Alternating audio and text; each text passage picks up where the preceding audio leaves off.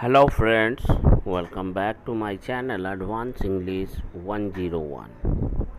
Friends, आज की इस वीडियो में हम लोग 4 एडवांस इंग्लिश स्ट्रक्चर्स को सीखेंगे और उस पर ढेर सारे हिंदी के सेंटेंस की प्रैक्टिस इंग्लिश में करेंगे, जिसमें पहला हमारा स्ट्रक्चर होगा वो होगा जब भी हमें ऐसा बोलना हो, लग तो रहा था कि वह कुछ बोलना चाहता है, या फिर यूँ बोलना हो, ज़रा भी नहीं लगा कि वह तुमसे डर रहा था, या फिर ऐसा बोलना हो, लगने लगा था कि अब उसकी जान बचाने के लिए कोई नहीं आएगा, या फिर यूँ बोलना हो, झूठी तसल्ली देना बंद करो। ये वो सारे सेंटेंसेस हैं जो हर दिन आपको अपने कॉन्वर्सेशन में यूज़ करना पड़ता है। इस वीडियो को पूरा अंत तक ज़रूर देखें, बिना स्किप किए देखें। चलिए शुरू करते हैं आज का ये वीडियो। जब भी अपने सेंटेंस में बोलना हो, मुझे लग तो रहा था कि, इसके लिए हम लोग आई फेल्ट अ बीट का यूज़ करते हैं। I felt a beat.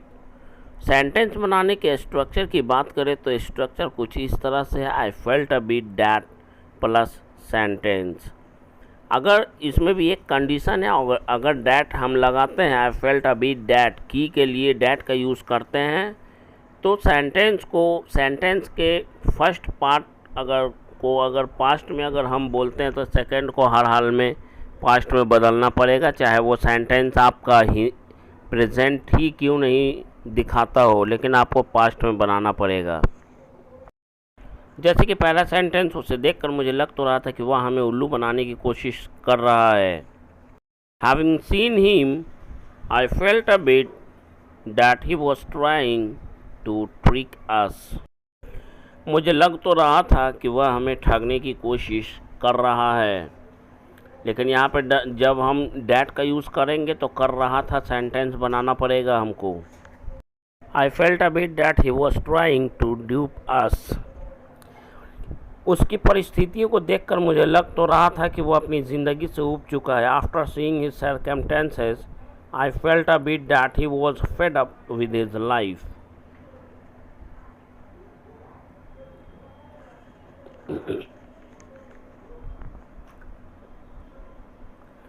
मुझे लग तो रहा था कि ऐसा करके वह लोगों की सहानुभूति प्राप्त करना चाहता है।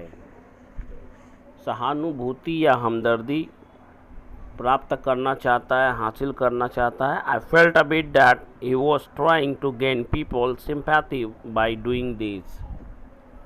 I felt a bit that he was trying to gain people sympathy by doing this. मुझे लग तो रहा था कि वह हमारी बातों को नहीं समझ पा रहा था। I felt a bit that he was unable to get our points. I felt a bit that he was unable to get our points. मुझे लग तो रहा था कि वह एक ना एक दिन हमें धोखा ज़रूर देगा। I felt a bit that he would certainly deceive or betray us sooner or later, or you can say one day or the other. I felt a bit that he would certainly betray us sooner or later. मुझे ज़रा भी नहीं लगा कि, जब भी ऐसा अपने सेंटेंस में बोलना हो, अपने बात में बोलना हो, तो I did not even feel that का यूज़ करते हैं। उसके बाद हम लोग अपने बात को कंप्लीट करने के लिए पूरा सेंटेंस बोलते हैं। I did not even feel that plus complete sentence. That आपकी मर्ज़ी है, आप चाहें तो लगाएं, नहीं चाहें तो नहीं लगाएं। नहीं लगाएंगे तो कॉमा डालना पड़ेगा। मुझे ज़रा भी नहीं लगा कि तुम सच बोल रहे हो। I did not even feel that you were coming here. मुझे ज़रा भी नहीं लगा कि तुम यहाँ आ रहे हो। उसे ज़रा भी नहीं लगा कि वह जो कुछ भी बोल रहा है वह सच है। He did not even feel that whatever he was telling was true. या फिर इस सेंटेंस को हम इस तरह से बोल सकते हैं, he did not even feel what ever he is telling और सेइंग इज ट्रू।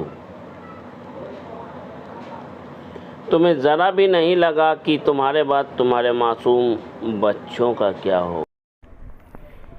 इसे बोलने के लिए हम लोग बोल सकते हैं you did not even feel, या फिर यूँ बोल सकते हैं you did not feel even a little bit, comma what will become of your innocent kids after you।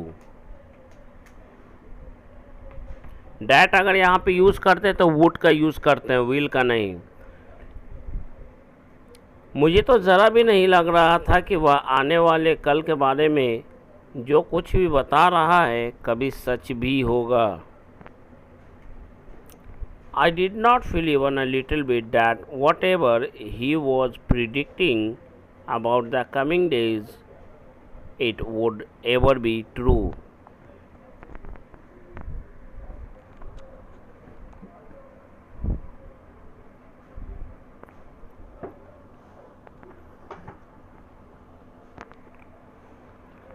सिर्फ मुझे ही नहीं बल्कि हम में से किसी को भी ऐसा ज़रा भी नहीं लग रहा था वह एक दिन हमारे विश्वास के साथ खिलवाड़ करेगा। ये वो सेंटेंस है मेरे भाई जो आपको आपके दिमाग की बत्ती को जलाएगा भी और उड़ना सिखाएगा भी, पंख भी देगा।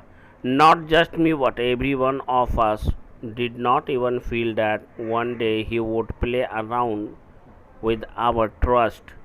play around with का मतलब होता है से खिलवाड़ करना। play around with someone जिसका मतलब होता है किसी के साथ खिलवाड़ करना। नेक्स्ट हमारा स्ट्रक्चर जो होगा वो होगा जब भी बोलना हो मुझे लगने लगा था कि, इसके लिए हम लोग बोलते हैं आई स्टार्टेड फीलिंग दैट। उसके बाद हम लोग अपने कंप्लीट सेंटेंस को बोलते हैं। और अगर स्ट्रक्चर में हम लोग डैट का यूज़ करेंगे तो पास्ट की बात को बताने के लिए हमें विल की जगह पे वुड का यूज़ करना पड़ेगा, कैन की जगह पे कुड का, मे की जगह पे माइट का यूज़ करना पड़ेगा, इस की जगह पे वॉज वर का यूज़ करना पड़ेगा। ध्यान रखें इस बात का। उसे लगने लगा था कि अब वह बहुत जल्द ही मरने वाला है। नेक्स्ट सेंटेंस है उसे लगने लगा था कि अगर उसने काम कर पैसे कमाना शुरू नहीं किया तो हालात बद से बदतर हो सकते हैं।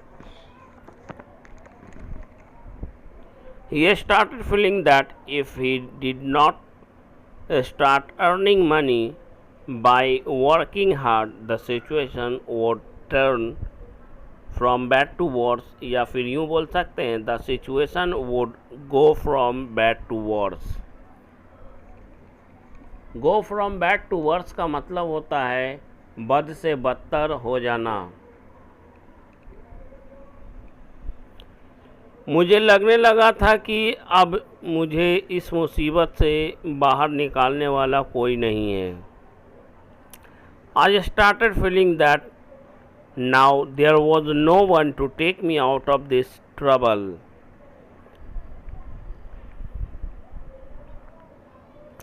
टेक आउट ऑफ समथिंग का मतलब होता है किसी चीज़ से बाहर निकालना। टेक आउट का मतलब होता है निकालना। अब उन सभी को लगने लगा था कि कोई फरिश्ता ही होगा जो उनकी जान बचाने आएगा।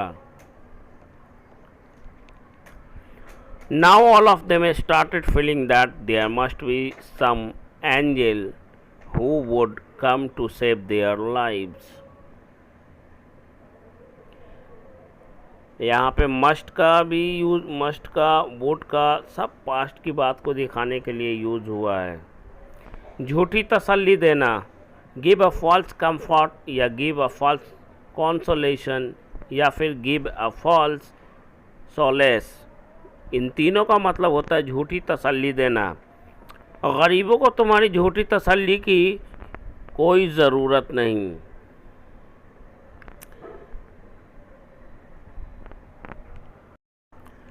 The poor don't need your false comfort और कंसोलेशन और solace.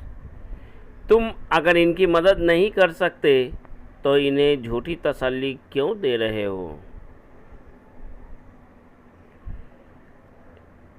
If you can't help them, why are you giving them false comfort, false consolation या false solace?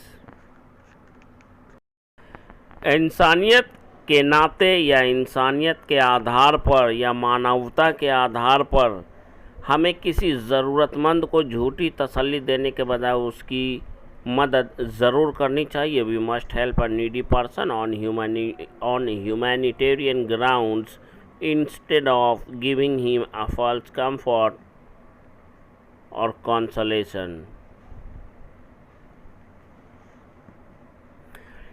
भूल से भी मुझे झूठी तसल्ली देने की कोशिश मत करना, क्योंकि मैं अब तुम्हारे झांसे में आने वाला नहीं.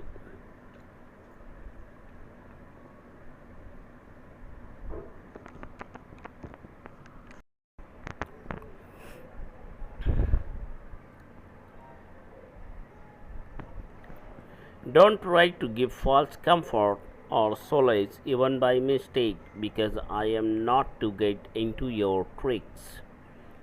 Get into someone tricks का मतलब होता है किसी के झांसे में आना.